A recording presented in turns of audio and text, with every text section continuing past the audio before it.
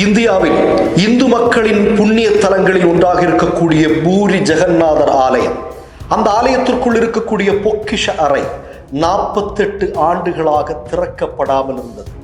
பாஜக ஆட்சி பொறுப்பிற்கு வந்ததும் அந்த பொக்கிஷ அறை திறக்கப்படுகிறது.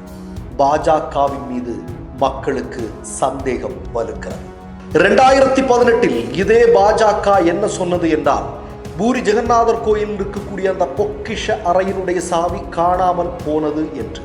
தற்போது அந்த சாவி எப்படி கிடைத்தது என்று பாஜகவை பார்த்து மக்கள் கேட்கிறார்கள். சிதம்பரம் நடராஜர் கோயிலுக்கு சொந்தமான நிலங்களில் பல 100 ஏக்கர்கள் ஆட்டையை போட்டதாக செய்திகள் வந்து கொண்டிருக்கக்கூடிய இந்த நேரத்தில்தான் இன்னொரு இடத்திலும் இதற்கு ஒப்பான செய்திகள் வந்து கொண்டிருக்கின்றன. ஒடிஷா தேர்தலில் ஆட்சியை பிடிப்பதற்காக பூரி ஜெகநாதர் கோயிலின் சாவி தமிழ்நாட்டில் இருக்கிறது என்று சொன்ன மோடியினுடைய நாடகம் அம்பலப்படுகிறதா? எக்ஸ்ட்ரா கோல்டு திருமணமான ஆண்களுக்கு திருப்பு முனையை ஏற்படுத்தும் ஹலாலான இயற்கை வியாகரா. வயதானம் பழகினமா, சுகர் பழகினமா, இனி கவலை வேண்டாம், உடனே ஆர்டர் செய்யுங்கள். வணக்கம். நாட்டின் கிழக்கு பகுதியில் இருக்கக்கூடிய ஒடிஷா மாநிலம் கடந்த பாராளுமன்ற தேர்தல்கள் முடிவுகள் அறிவிக்கப்படும் போது இந்திய மக்களுக்கு ஒரு பேர் அதிர்ச்சி காத்திருந்தது. காரணம், ஒடிஷா மாநிலத்தில் 25 ஆண்டுகளாக ஆட்சி பொறுப்பில் இருந்த கட்சி எது என்றால் பிஜு ஜனதா தள்.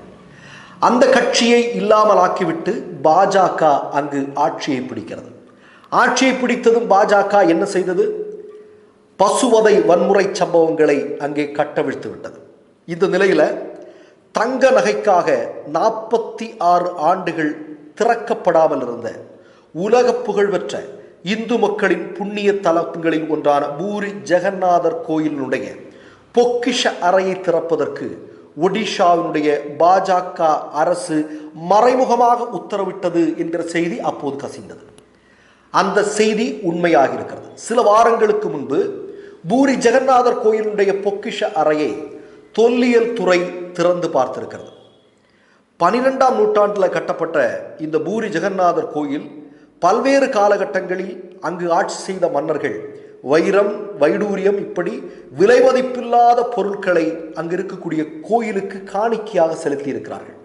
அதாவது கணக்கே இல்லாத அளவிற்கு பெரும் செல்வத்தை அங்கு ஆட்சி செய்து கொண்டிருந்த மன்னர்கள், பல மன்னர்கள் பூரி ஜெகநாதருக்கு காணிக்கையாக கொடுத்திருக்கிறார்கள்.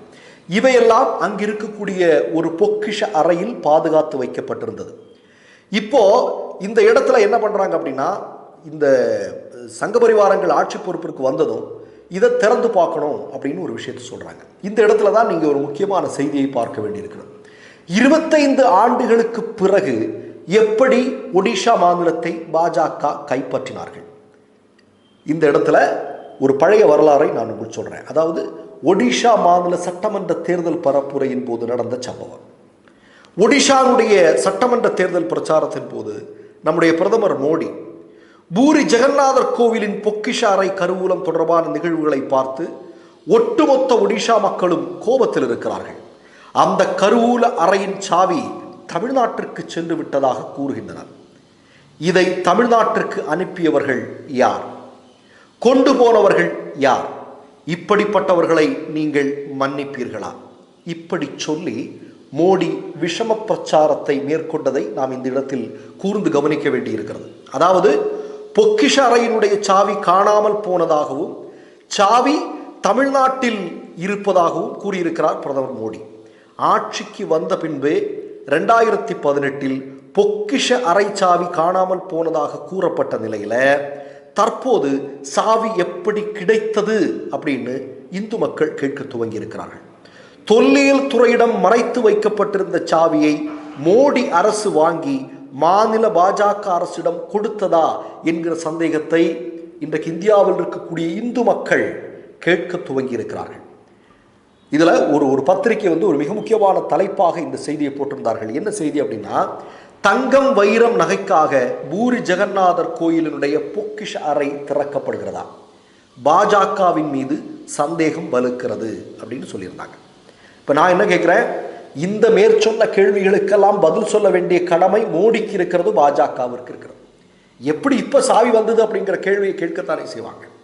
அப்ப நான் என்ன கேட்கிறேன்னா, ஒரு தேர்தல் பிரச்சாரத்தில் என்ன பேசக்கூடாதோ அதையெல்லாம் பேசுவது, எப்படி மக்கள் மத்தியில் ஒரு பதட்டத்தை உருவாக்குவது, பதட்டத்தை எப்படி வாக்குகளாக அறுவடை செய்வது, இந்த உத்தியை ஒடிஷாவிலும் மோடி பயிற்று வைத்திருக்கிறார். ஆனால் இன்றைக்கு பூரி ஜெகநாதர் கோயிலுடைய பொக்கிஷ அறை திறந்திருப்பதும் அது தொடர்பான சாவி எப்படி கிடைத்தது என்பதும் இந்து மக்கள் மத்தியில் மோடி மீதும் பாஜக மீதும் அவர்களுடைய நாடகங்களின் மீதும் மிகப்பெரிய சந்தேகத்தை எழுப்பியிருக்கிறது என்பதை யாராலும் மறுக்க முடியாது.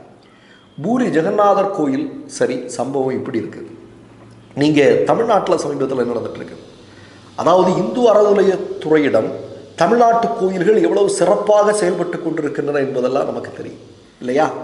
இன்றைக்கு திராவிட முன்னேற்ற கழக ஆட்சி வந்ததற்கு பிறகு இந்து கோயில்களுடைய தரம் எந்த அளவிற்கு மேம்பட்டிருக்கிறது, எந்த அளவிற்கு அங்கு இருக்கக்கூடிய கணக்கு வழக்குகள் துல்லியமாக இருக்கின்றன என்பதெல்லாம் நமக்கு சொல்ல வேண்டிய தேவையில்லை, உங்களுக்கு எல்லாருக்கும் தெரியும். ஆனால் சிதம்பரம் நடராஜர் கோயிலை சுற்றி இருக்கக்கூடிய சிதம்பரம் நடராஜருக்கு சொந்தமான நிலங்களை, எத்தனை ஏக்கர் நிலங்களை ஆட்டையை போட்டிருக்கிறார்கள் யார் அப்படிங்கிறதெல்லாம் நமக்கு தெள்ள தெளிவாக தெரியும். அப்ப நான் என்ன சொல்றேன்னா, கோயில்களையும் விட்டு வைக்காதவர்களாக இவர்கள் இருக்கிறார்கள். அங்கதான் உங்களுக்கு ஒரு செய்தி சொல்றேன். உத்தராகண்ட்ல என்ன நடந்தது? உத்தராகண்ட் மாநிலத்தில் இதே மாதிரி ஒரு புகழ்பெற்ற ஒரு கோயில் இருந்த தங்க நகைகள் எல்லாம் காணாமல் போனதா இல்லையா? காணாமல் போனது. அது குறித்து என்ன நடவடிக்கை எடுத்திருக்கிறார்கள்? ஏதாவது வழக்கு பதிவு செய்திருக்கிறார்களா? விசாரணை செய்கிறார்களா? தெரியாது, எதுவுமே தெரியாது. கூடுதலாக நான் ஒரு செய்தியை சொல்கிறேன். அயோத்தி ராமர் கோயில் பல பதிவுகளை நம்ம சொல்லியிருக்கிறோம், ஆனால் தொடர்ந்து அதை சொல்ல வேண்டியிருக்கிறது. ஏனென்றால் பாலராமர் இருக்கக்கூடிய கருவறை பகுதியே ஒழுகி கொண்டிருக்கிறது. எவ்வளவு கோடி ரூபாயில் கட்டப்பட்ட ஒரு ஒரு ஒரு கோயில், அந்த கோயில் ஒழுகி கொண்டிருக்கிறது என்றால் எவ்வளவு பெரிய ஊழலை இவர்கள் செய்திருக்கிறார்கள். இதனாலதான் தொடர்ந்து நம்ம பல வருடங்களாக சொல்லிக் கொண்டிருப்பது, சங்க பரிவாரங்கள் RSS பாஜகவினர் கடவுள்களை பயன்படுத்துவது வாக்கு வங்கி அரசியலுக்காக, அதிகாரத்திற்காக. ஒரு மதத்தை பயன்படுத்துகிறார்கள் என்றால் அது தங்களுடைய அதிகாரத்திற்காக. பலமுறை சொன்னதுதான் மீண்டும் சொல்ல வேண்டியிருக்கிறது. சவர்க்கருக்கு கடவுள் நம்பிக்கை கிடையாது. அவர் இந்து மதத்தில் இருக்கக்கூடிய பல்வேறு மூட பழக்க வழக்கங்களை எதிர்த்தவர். ஆனால் இந்துத்துவா என்கிற விஷயத்திற்கு இவையெல்லாம் தேவைப்படும் என்பதை ஆணித்தரமாக நம்பியவர். அதைத்தான் அவர்களுடைய வாரிசுகள் செய்து கொண்டு வருகிறார்களா என்கிற சந்தேகம் இந்து மக்கள் மத்தியில் வலுவாக எழுந்திருக்கிறது. மற்றொரு நிகழ்வில் சந்திப்போம். நன்றி, வணக்கம். மை நேம் இஸ் ரெட் சேனலை சப்ஸ்கிரைப் பண்ணிக்கோங்க. அதுக்கப்புறமா பக்கத்துல இருக்கிற ஜாயின் பட்டனை கிளிக் பண்ணீங்கன்னா ஒரு நியூ பேஜ் ஒன்று ஓப்பன் ஆகும். அதுலயும் ஜாயின் பட்டனே கிளிக் பண்ணிக்கோங்க. அதுல பாத்தீங்கன்னா credit R debit card options இருக்கு. இதுல உங்களுக்கு விசா, மாஸ்டர் கார்டு, ரிப்பே அப்படின்னு 3 ஆப்ஷன்ஸ் கொடுத்துருக்காங்க. அதுல நீங்க எந்த கார்டு சூஸ் பண்றீங்களோ அந்த கார்டோட நம்பர் என்டர் பண்ணிக்கோங்க. அப்புறமா கார்டோட வேலிடிட்டி மந்த் அண்ட் இயரை டைப் பண்ணிக்கோங்க. அடுத்தபடியா உங்க கார்டோட பின்னால CVC கோடுன்னு சொல்லிட்டு 3 நம்பர்ஸ் கொடுத்துருப்பாங்க. அந்த நம்பரை இதுல என்டர் பண்ணிக்கோங்க. அப்புறமா அட்ரஸ் அண்ட் இன்ஃபர்மேஷன் என்டர் பண்ணிட்டு பைங்கிற பட்டனை கிளிக் பண்ணிக்கோங்க. ஒருவேளை உங்க கார்டு நம்பர் இன்வாலிட்னு காமிச்சிச்சுன்னா உங்க கார்டுல இன்டர்நேஷனல் யூசேஜை எனேபிள் பண்ணுங்க.